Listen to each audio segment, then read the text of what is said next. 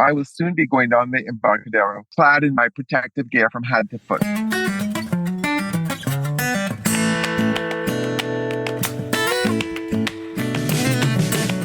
Welcome to another episode of Chewing the Fat. I am your host, Big Rob. Thank you so much for tuning in, downloading the podcast. I certainly do appreciate that. Thank you for my new friends following me on Instagram at Chewing the Fat BR, and the folks that have donated to the podcast and bought me a coffee at chewingthefatbr.com. Thank you so much for your support. Of course, I love meeting interesting people and helping tell their stories. And I have someone joining me from the San Francisco Bay Area right now. Please welcome Anton H. Gill. Anton. Hi there. Thanks for having me. Absolutely. Thank you so much for agreeing to this. Anton is a new friend of mine that I met at the VO Atlanta conference, which was a huge voice actor conference a few weeks ago, obviously up in Atlanta, hence the name. But Anton was part of a VO book club with a friend of mine, Nicole Swanson. And so we all kind of got together and met. And I just kind of fell in love with you and your story and your passion. So thank you so much for agreeing to be here with me today. Oh, my pleasure. I really enjoyed, going to the conference, and I got exactly what I wanted out of it, which was one of those late night conversations where we all sat at the bar, cross-pollinating friendships and relationships and finding out about each other and, being really intrigued by our own individual journeys and such. So it's been a pleasure knowing you so far. Yeah, really. Absolutely. And so we're going to get to know you a little bit more here, other than knowing that you're in finance and that you're doing voice acting. That's about the, not the extent that I know you, but that's the extent that everybody else listening knows you right now. So, where are you from? I know you're in San Francisco right now, but where are you from originally? Originally, I am from Trinidad and Tobago, and I lived there for my formative years. Okay. But since then, I've had brief stints living in different places. Even as a boy, from the ages of 3 to 5, I lived in Switzerland. So even though my English is technically my mother tongue, because being from Trinidad, that's our official language, the first language I ever spoke was French as a kid. Oh, wow. So I would come home, speak with my mom, or try to speak with my mom, and she would say, "I don't know what you want, kid. You have to wait until your father comes home." So that's how it was for a couple of years. And then I eventually returned to Trinidad at the age of 5. I'm told that I was teased mercilessly by my cousins because I could not speak English. So I dropped the French like a hot potato and I picked up English. And I was in Trinidad basically from the ages of 5 to 18. Then I spent 2 years in Venezuela where my family was living at the time. Oh, wow. I did undergraduate schooling in England at the University of Leeds, where I did my undergraduate in accounting and finance.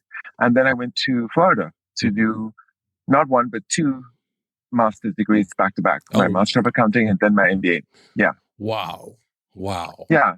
And the reason for that was basically I was looking to get hired in the US. I wanted to move to the US. I wanted to have more options in life. I love my country, but I just had a burning desire to live outside of it and experience more. And exactly what I tried to have happen worked out because I got hired by Ernst & Young in the San Jose office. So once I graduated, I moved to the Bay Area, and I've been here ever since. I was in San Jose first for 7 years, and then I moved up to San Francisco. So I've been here for quite a while. So did numbers and math and that type of stuff just come to you naturally? I mean, that I had like like math in school and stuff like that. I was more of the science geek. But did that stuff just kind of come naturally to you? Would it actually no? I had some what I would call mental blocks against math for quite a number of years. And I just had, I would think, debilitating might be too strong a word, but I definitely had anxiety around math. And then I remember one day I just got tired of being fearful and I threw myself into it more. And I started to have good grades in high school and so on. So accounting started to look like a more plausible option. Although I will say that if I had to live my life all over again, I probably would have chosen something different. Back then in the Caribbean, you only know what you know, what you're exposed to, you know? So nobody said there's a world in advertising or design or fashion or acting. I didn't have that type of awareness. It might seem a little bit extreme, but accounting, medicine, and law were basically some of the more viable concepts. And I chose the one that I seemed to have some proficiency at. But it wasn't, like this deep-seated love that I had to do at all costs. Gotcha. I kind of fell into it. Oh, wow. Wow. Yeah. I think a lot of times when we're young, you get asked that, what do you want to be when you grow up? And it's like, I don't know. I'm still a kid. I don't know what I want to be. And like you said, if you're in an area where you're not exposed to these other options, that kind of limits you to the things that you see, that you see represented in the area you're at or whatever. So exactly. And I not only does it take conceptual knowledge of what the possibilities are, but I feel it also helps considerably to have someone at your back urging you along that path, whatever it may be. And my father was very generous, but he was also a pragmatist. So I think he pushed me towards something where he felt that I could earn a living. Right. And that is not a bad track. It has served me well so far. I can't complain. It's been a great journey. I primarily worked for over 20 years as an auditor accountant, first with Ernst & Young, the big auditing firms, for 8.5 years. So I got to look at the underbelly of all types of companies, primarily tech and biotech companies, for a significant amount of time. And then I transitioned and moved into private industry. So I've been working for companies since then, again in the tech arena, more in a financial reporting and technical accounting capacity. So I've been working primarily for public companies. And if you're a public company in the United States, then every quarter you've got to issue your financial results to the SEC, the Securities Exchange Commission. So my team and I basically prepare that document, and we also do technical accounting, figure out how to account for the more complex technical accounting issues that are the meat and bones of most public companies. So, not very exciting. I don't bring this up at parties. It kind of tends to stop the conversation, just like tax. People go, oh, okay. But the flip side of that is that in my 20s, I discovered that I also have a deep creative side of me. So I remember as a gift, my father buying me a correspondence course in children's literature. Oh, wow. I had expressed interest in it, and I started doing it while I was attending graduate school in Miami. The kind of thing where you would get an assignment by mail, you'd fill it out, send it back, and then you'd get feedback on it. I never finished the course because what happened is that in awakening my creative writing eye, so to speak, my hand drifted across to, I would say, just adult fiction. And I just started to indulge that. So much so that I, at the time, was attending graduate school at Florida International University, and I found out that they had a creative writing competition, both at the undergraduate and at the graduate levels. And long story short, I entered it and took the first prize in writing at the undergraduate division. And I'll never forget the call, because they called me and they were confused because they had never heard of me. This program was something where only the only applicants they would receive are from individuals who are already enrolled in their creative writing program. There was I from the School of Accounting. They were like, what? Who is this? Oh, wow. So it was very validating to have that early acknowledgement that I do have writing ability. And I remember the one, comment that they made in the email that followed. And they said that there isn't a spare word in this story. And I really appreciated that, because my process before submitting the final one was that I would print it out and read it aloud. And if I found a word that was extraneous, I would delete it, reprint it, and start it again. I must have done that 15 to 20 times before I finally felt satisfied to submit it. So it's been a theme in my life. Even though I'm in accounting, I actually use my writing skills a lot, whether it's been in screenwriting, short story writing, essays, writing blogs on my website now. It's, that type of skill never leaves you. That's awesome. Yeah, I was one of those guys that would end up putting all the superfluous, like really, really, really, really, really bad, just to hit the 1,500 word count or whatever. So let me reiterate what I just wrote like two or And three I different did that ways. too. I did that too. In high school, I was accused of padding by my geography teacher Mm. just to get a word count up. But that was before I think I reached inside and started to really awaken some deep-seated skills in myself. That's awesome. So so it was the course that kind of got you started into like looking into yourself, finding the stories you had internally, and you found that they were more adult than children stories to tell. Would the content be, did you take stuff from like your life or things that you had experienced, or was it just totally just extemporaneous? Like, Oh, I think that from the time you start to write fiction, I think on average, broad brush, I think it would take a concerted effort for you to wall yourself off from writing anything that is not related to your life in some way. I think yeah. from the time we start to do a deep dive, especially when you're learning to write, Mm-hmm.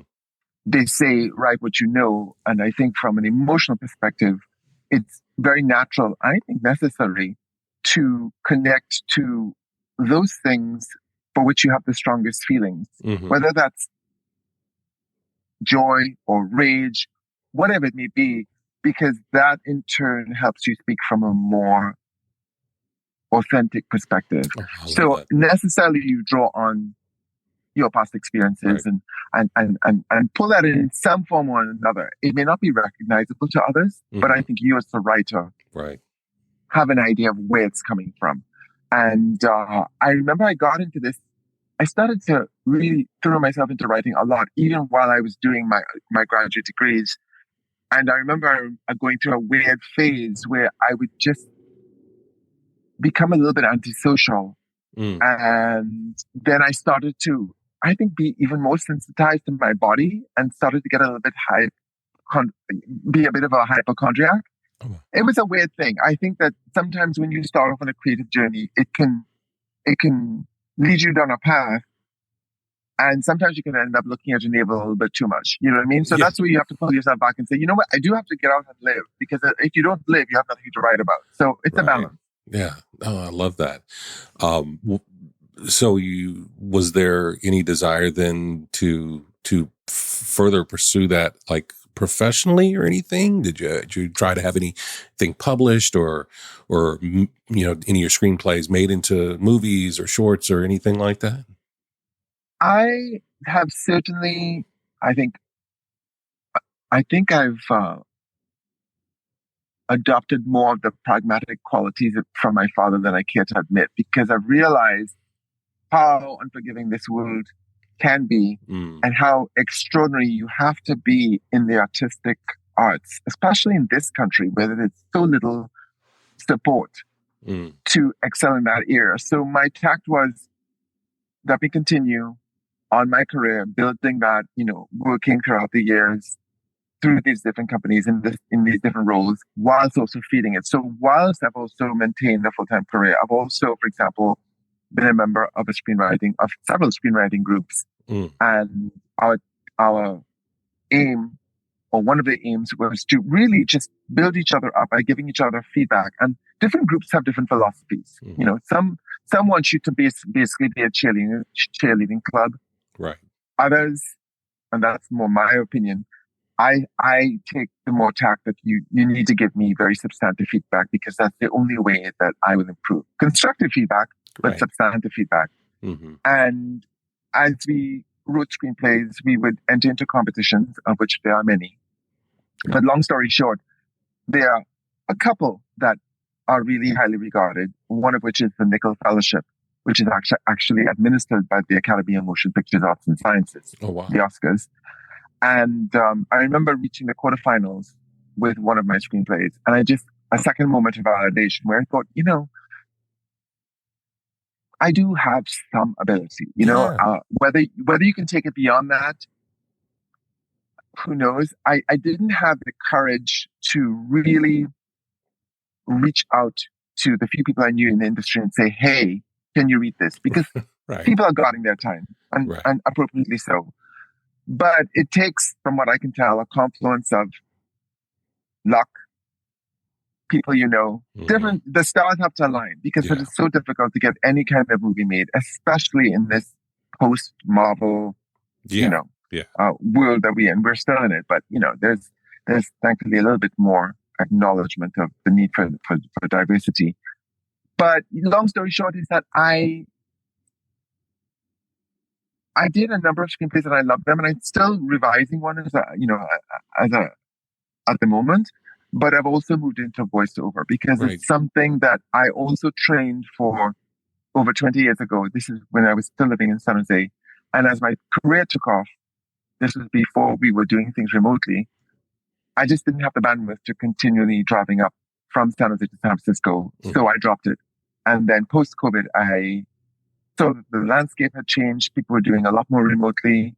People were basically expected to have their own in-home studio. And because I work remotely, I thought, why not? Why not pick this back up, and continue doing that in addition to screenwriting to the extent that I have the bandwidth. So, I like to have different things in the pot. Yeah, no, and I was going to ask, what that transition into voiceover, where that started from at, and I was thinking maybe it was because you wrote these stories and you wanted to actually tell your stories or something like that. But so 20 years ago, as you know, it's very familiar to me. When I was a kid, I wanted to be a special effects makeup artist, and so I would make my own, prosthetics and, creature effects and things like that. But that job did not exist in Augusta, Georgia, where I lived. So I would have to go to Los Angeles to try and make a go of it. But so that was a dream that I kind of just hung up because I was like, there's just no way, that as a, 15-year-old, whatever, that I was like, I can't make that happen. But I got into radio at the same time. I started interning at a radio station and, it was like, oh, you got a great voice and this, this, that, and the other. So that kind of set me on that path. And then I was able to work in video in television as well and doing post-production. So it was kind of the same industry, just on a local level. Directing commercials, writing commercials, voicing commercials, that type of stuff. And I did that for the longest time, all because I was like, I can't get to California. That's it's a dream too far. But I love the career that I had, while I have it, and enjoying now getting back into a different side of that through voiceover for that same type of reason. I have a home studio that I do this podcast in, but now I'm able to actually be in California through, Source Connect and have, directed sessions that there's, and going to VO Atlanta, meeting these people are like, oh yeah, we usually don't bring, anybody in studio anymore. We expect them to be at home and they can still do all the things. It just makes it so much more approachable. So I think that's amazing that you're able to reconnect with something that you were passionate about, as well. Have you thought of doing like a narration of one of your stories? Oh, I have a long list of action items. And honestly, there are times when, something arises and it jumps right at the head of that action item list. And then I have to do that. And then I wonder, why haven't I made more progress? It's everybody deals with this in some shape or form. Yeah. But I think it's a great idea. I have not yet done that. I am still in the process of really just building out, a client base. Yeah. Back then when I started, I did some initial work. I dubbed a primary role in a Latin American feature-length film. I was doing corporate narration. So I just need to just get the engine going again, which I've been doing. So I've been, very grateful for that. And the reconnecting part of it, I think for me, it's more important for me to have followed these callings. Yeah. Because you just, at the end of the day, you want to know that you did what your heart compelled you to do, Yeah. So I think that's very important to follow these little journeys. And just remember that everybody's journey is individual and specific to you. Oh, yeah. Yeah. And that's why I tell folks all the time. It's like, don't compare your day one to somebody else's year 5. That's such a different look. If you were to compare your day one to their day one, you might see more similarities, but don't, what is it? Comparison is the thief of joy. You're doing this because you enjoy it. You get some fulfillment out of it. Keep going. Don't stop because you're like, oh, well, Anton's got this amazing voice and I'm not going to be able to do this. And he can write stories and you know what I mean? It's like, no. There's room for everyone. I'm a big believer in that. There's room for everyone at the table, and also everyone can eat. It's not that you're just sitting there. You can eat and make a go of it if you just stop comparing yourself. You sit there and learn. And that's what I did find at VO Atlanta. It was such a warm and inviting environment, that everybody was like, yeah, come on. There was no gatekeeping. There was no, oh, this is my job and I don't want you taking my job. It was like, no, let me show you how I do this. Let me show you how I do this. And you need to talk to this person. I thought that was so great. Yeah, I think that what differentiates the voiceover community from, for example, on-camera acting is that we all have such distinguishing characteristics. Our voice signatures are so different. Mm-hmm.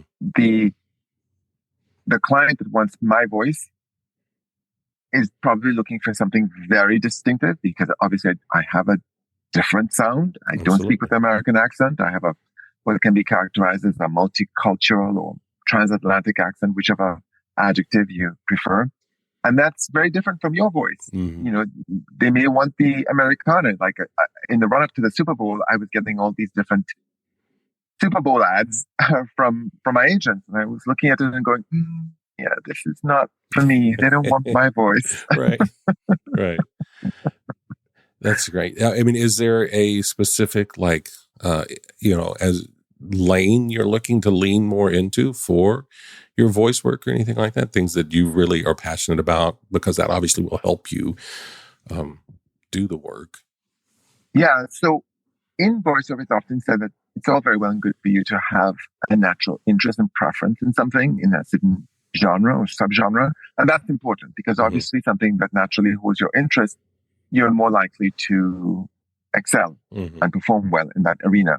But there's also the very, very strong reality that where you end up spending most of your time in voiceover is dictated by the market and not by you. Yeah. In other words, you may want to do commercial, but guess what? You end up doing more corporate narration because that's what you're getting. And right now, I'm still exploring a couple of different genres, but I am also leading into specifically things which have a financial services nature, because that's close to my experience and my knowledge base of being a CPA.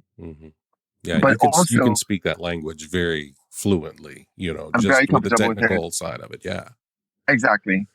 But also because I've gotten feedback that my voice has a refined quality, that I'm also targeting certain markets like real estate, like the travel industry. For example, things that are of a more, luxury nature, whether it's products or services. So to that extent, I'm going to TravelCon in Portland in May with a mutual friend of ours, Tyler Smith, another great and talented voiceover artist, so that we can, just make these contacts that will hopefully translate. Because at the end of the day, even though we can work remotely, relationships count for a lot. Yeah. So, you want to get out there and know people, let them get a sense of what it would be like to work with you, which is a very important part of the consideration of who you partner with for commercial and other transactional work. Yeah. Yeah. Is there in your, auditions and things that you're getting to read for, do you have anything that you see in like a direction or something that makes you roll your eyes because you see it so much, but people don't really realize what they're asking for on a script? It seems like for the longest time, I always say everything wants to be warm. And it's like, okay, but you're like, it's a race car ad or something. It's like, that's not necessarily warm. I think sometimes when you see too many adjectives being used, you, when you take a step back, you think, okay, this is a lot to fit in there. With 10 different adjectives, and I'm not exaggerating sometimes. Mm-hmm. You look at it and go, I have a sense of what the script is, because a well-written script will point you in the direction that you should go.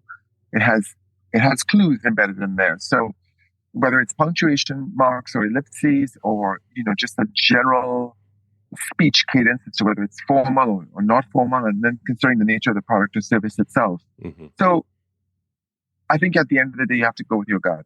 Mm-hmm. And the important thing is when there seems to be something that does make sense to ask questions, if possible. Like, for example, my agent sent me something and they even wanted us to read the directions. Oh, that's wow. what it said, to read the direction, And I said to my agent, this doesn't make sense. And then she sent out a revised version. She said, ignore that. So, the things that just don't fit well, I think you want to naturally be engaged. And it shows that you're being attentive and detail oriented, right? Because what we do is creative, but it's also detail oriented. You better not mislabel that file because you're going to piss off somebody. Right. They'll never, ever be able to find it again. Oh my God. Is there a client or a brand or something like that that's like on your VO wish list? Maybe somebody you'd love to do an ad or an explainer or narration for? I think I would have a lot of the similar wish list that a lot of clients, that a lot of VO artists think about. But to make it most meaningful, what I already use in terms of products and which speak to me are fantastic. I'm a huge Apple fan. I love to use, I love watches. I love, cars, so I love travel. That's a huge area of interest of mine. And I take, these 2 international vacations a year. Oh, wow. I do a lot of cruises. So these are things that, they catch my attention whenever they cross my mind. Mm-hmm. Financial services industries like Intuit and things of that nature. But I also have a part of me that my father was an international relations diplomat, and that was partly the reason why I've lived in a couple of different countries.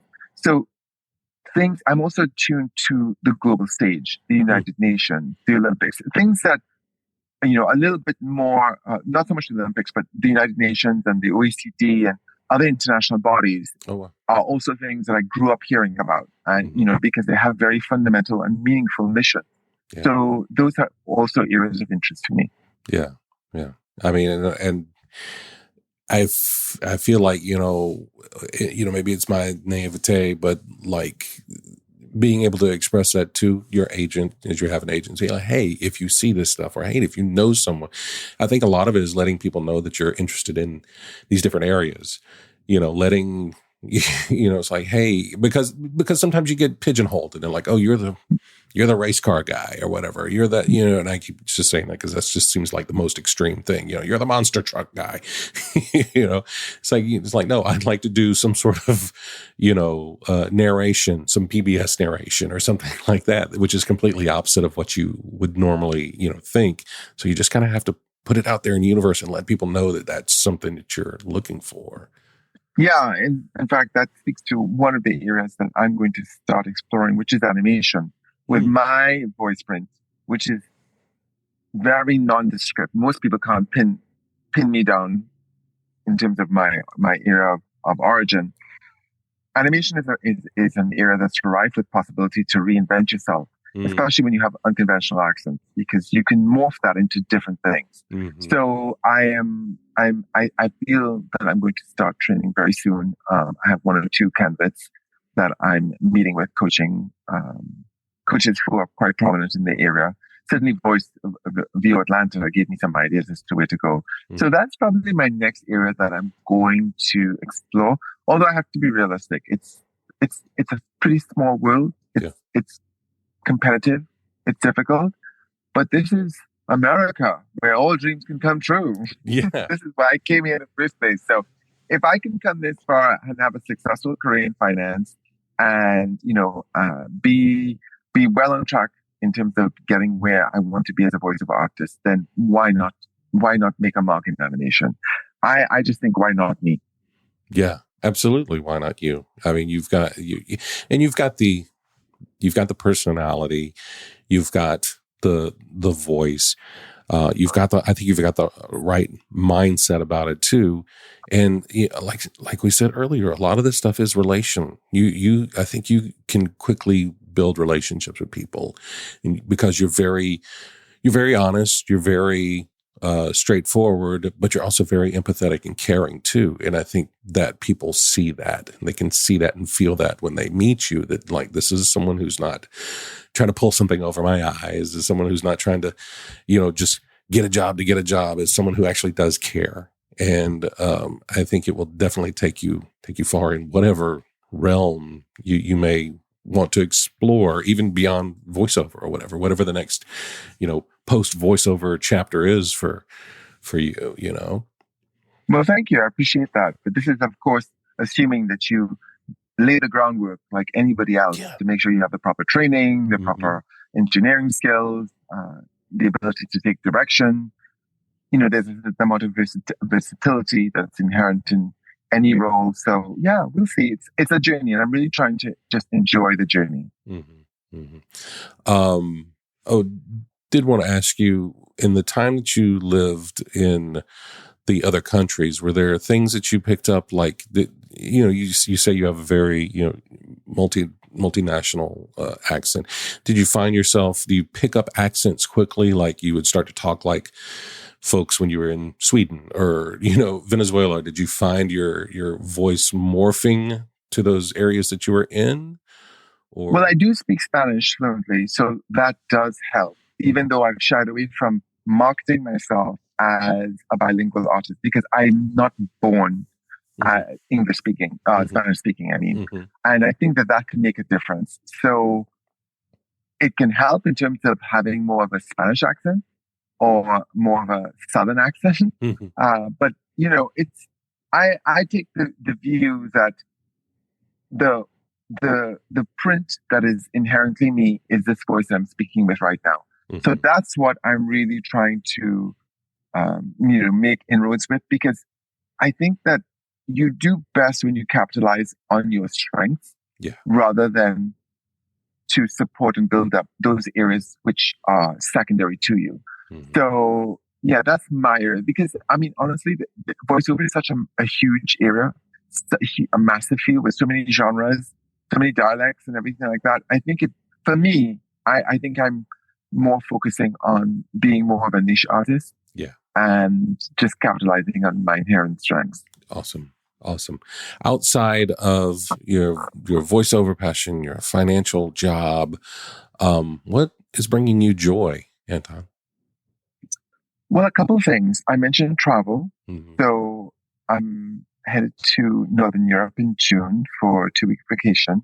So looking forward to that, because work has been heavy so far in 2024. I'm grateful for the work, but it's been heavy. Yeah. The other thing is that I do like to do outdoor sports. So I just came back last weekend from a weekend in Tahoe, and I already bought my ski pass for next season. That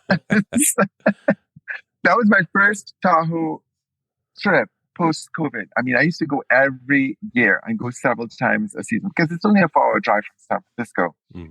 So I know I already have at least 2 weekends for 2025 where I'll be going with friends. So that's another huge area of joy for me. I just bought myself a pair of rollerblades. I had a pair for over 15 years. And when I was moving to my current apartment, in a fit of, what shall I say? Cleansing. Cleansing yes. And minimizing. Yeah. I took them to Goodwill, and I'm not sure if that was the right decision, but my nephew started rollerblading the other day, and I thought, okay, this is a great activity to take up with him. So I jumped online and I bought some big ass blades. I mean, they're like big wheels because they're more built for urban skating, just going over those tracks. So I will soon be going down the Embarcadero clad in my protective gear from head to foot. Oh, wow. That's awesome. That's the kind of thing I love to do. And of course, family and friends are a continued focus for me. I have a family in the Bay Area, luckily, so we see each other and certainly talk to each other a good bit. So that's about it.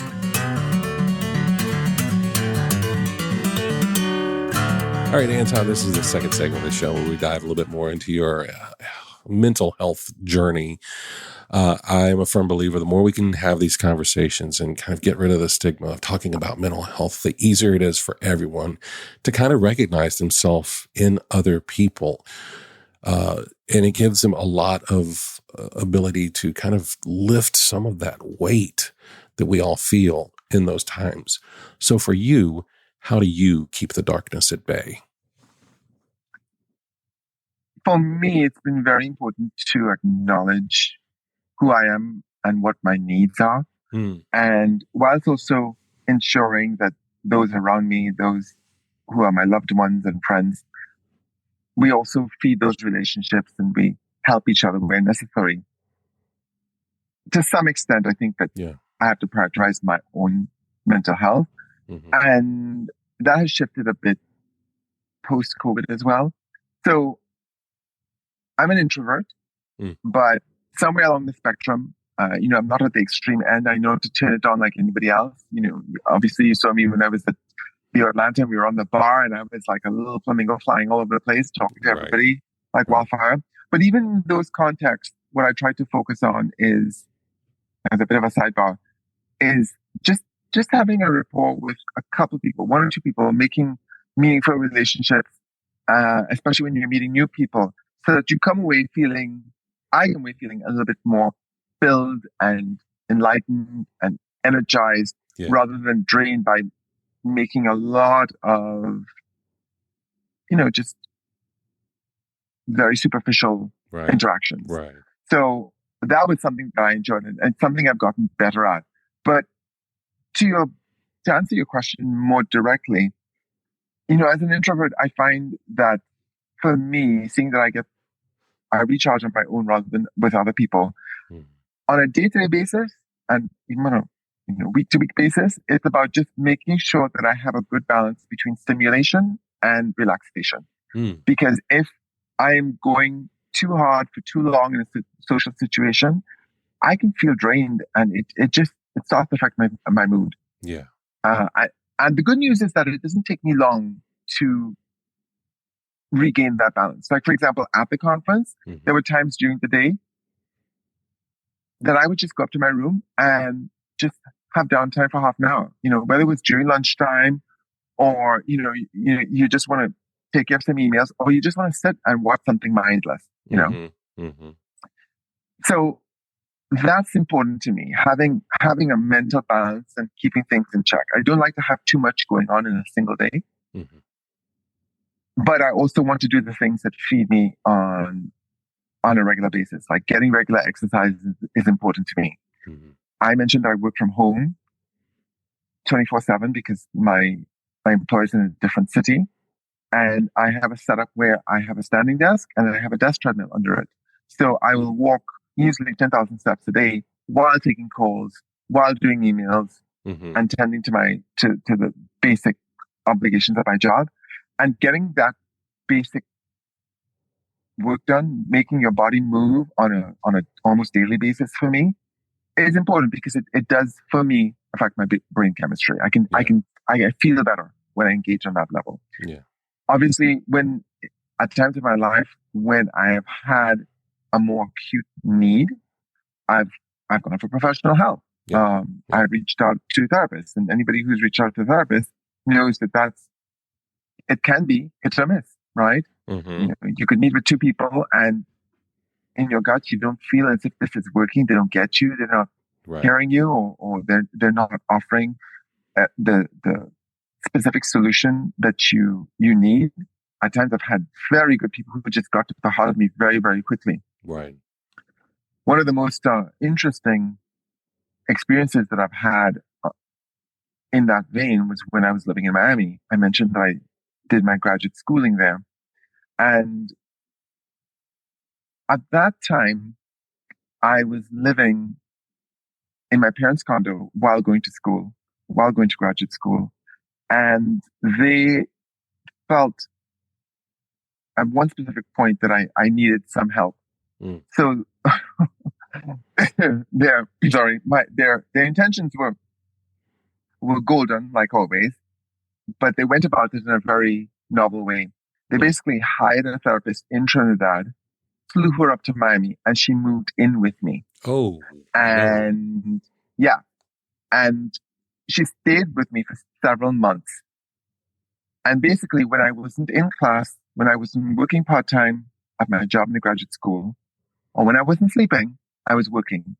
So I have a distinct recollection of going to the grocery store, getting a card, and she's right next to me, and she starts off, "So, you said yesterday, da da da da." And I remember thinking, dear God, when is this going to end? You know? Wow.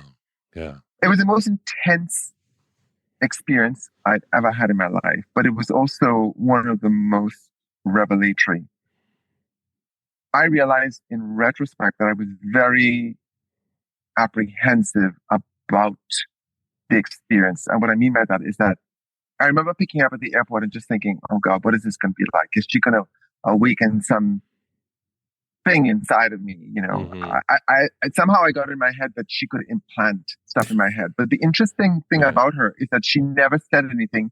She only asked me questions, probing questions that would take me sometimes a couple of minutes to formulate an answer for.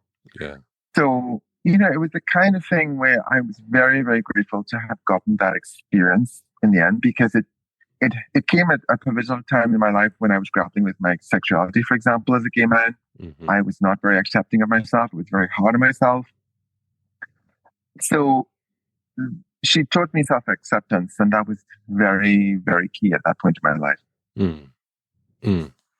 But overall, you probably wouldn't recommend having your therapist move in with you necessarily. You know, when I look back at it, you know, they say when you're learning a language, that the best way to go about that is through an immersive experience. Oh, wow. Yeah, that's true. Move to the country and just throw yourself into it. And there's a part of me that questions whether I would have made the leaps that I did had she not been working with me. Because I think it's one of the reasons why, for example, they tell you write every day. Yeah. Yes. The very obvious benefit would be, well, you are producing content every day. And you're by definition, or hopefully, improving every day. But what they don't tell you, which I found to be true for me, is that a key benefit of writing every day is that you're training your subconscious.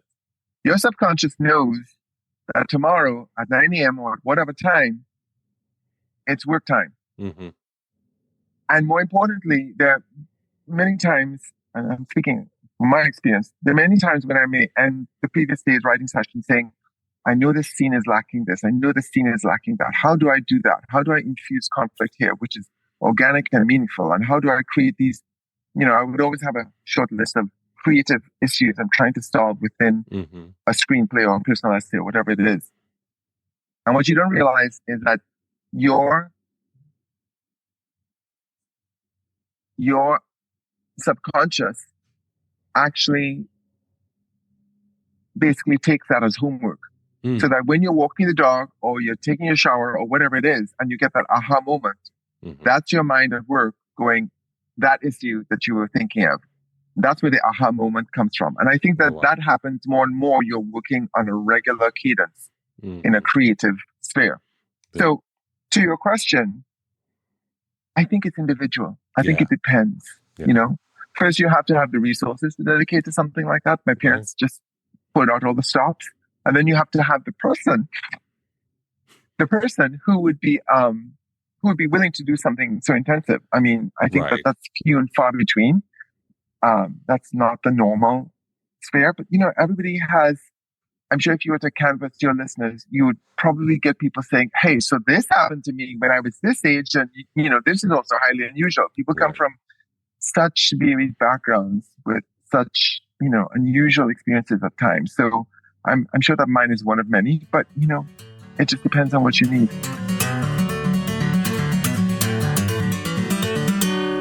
All right, Anton, it's time now for the third segment of the show. It's time now for the Fast Five. The Fast Five. It's time now for the Fast Five.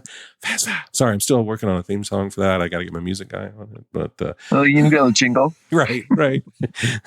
The Fast Five is powered by Poddex. It's an app created by my friend Travis Brown. If you go to chewingthefatbr.com/Poddex, it will take you to the page where you can download it at your favorite app store.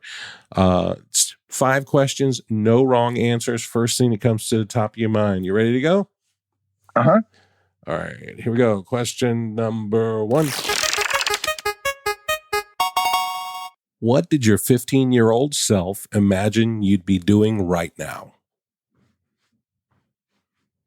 I don't think that I had a very clear notion of what that would be in terms of a career. Mm-hmm. What I can tell you is that at 15, it was in a pretty dark space in terms of dealing with my sexuality, as I alluded to earlier. Mm-hmm. So the only thing I would say is that I had formulated that I had to do something to have more options in life. I didn't want to live my entire life on a small Caribbean island, as beautiful as it is, mm-hmm. and as important as it's been to my development, but I just wanted to have more options. And the theme of having more options has been a constant to me. I always want to just not be limited to one thing. Just, life is, there's so many possibilities. I always thought, certainly if I moved beyond and I was able to avail myself of being educated in other countries and living in other countries, I think that would be a great tapestry from which to enjoy life. I love that. That's great. Question number 2. So you said you like to travel a lot. What's the most sentimental souvenir you've brought back with you from your travels? So I'm a bit of a minimalist. I have gone to Europe, for 2-3 weeks and not come back with a single thing. That's the kind of person I am. 95% of the time when I travel with hand luggage only. So that leaves very little margin to come back with stuff. Mm-hmm. But I would say I really focus on experiences, the things that I have done, on a whim or anything like that. So I don't think that there's any one thing that I'm so wedded to that I can say I got this here. Of course, there are some things, but none of it is precious because I really value experiences more. Oh, that's awesome. Do you have a specific experience you had that comes to the top of your head that you... I'm a huge fan of using Airbnb experiences. I have no affiliation with them. Mm-hmm. Mm-hmm. So apart from, Not yet. apart from giving you opportunities to stay in great places, the experiences are for me a great way of having an experience in a country it tends to be more intimate, smaller groups, and led by a person rather than an organization. So I remember going to Lisbon and signing up for a performance that was in a secret location that we would be advised of just beforehand. And on the day of, about 2 hours before, I got a text saying where it was, and it turned out to be in a palace, a 10-minute walk from my hotel in downtown Lisbon. Oh, wow. We went there, and it was a beautiful, beautiful venue with about 25 people. We were all sitting on cushions. They were serving wine and appetizers. And then the music proceeded with Portuguese musicians, followed by Brazilian musicians who were from Rio that were studying in Lisbon. And they were also a pair of Icelandic singers that were flown in for the weekend. And we kept looking at each other going, oh, how much did we pay for this? This is amazing. Wow. And I think it was about $70 for about 2.5 hours of music, wine and appetizers, like in a glorious venue. I mean, it was fantastic. So I've had a number of those type of experiences that have really differentiated my vacations. That's awesome. I love that. All right, question number 3. Burger or hot dog? Neither. Wait, what? I grew up in the Caribbean, and burgers and hot dogs was something that we would have like maybe once a quarter. It was not a big thing in my family. And I don't buy those. I mean, every once in a while, if I see a hot dog that's amazing and looks amazing, fine. But it's not something I generally eat. But if you had to choose one, I invite you to the house and we're having a cookout and I have burgers and hot dogs. If I'm going to choose one, I'm going to go for the hamburger. Okay. Yeah. Question number 4. What's the best compliment you ever received? I would think, honestly, what comes to mind is my voice. And I'm not saying this because we're talking about voiceover.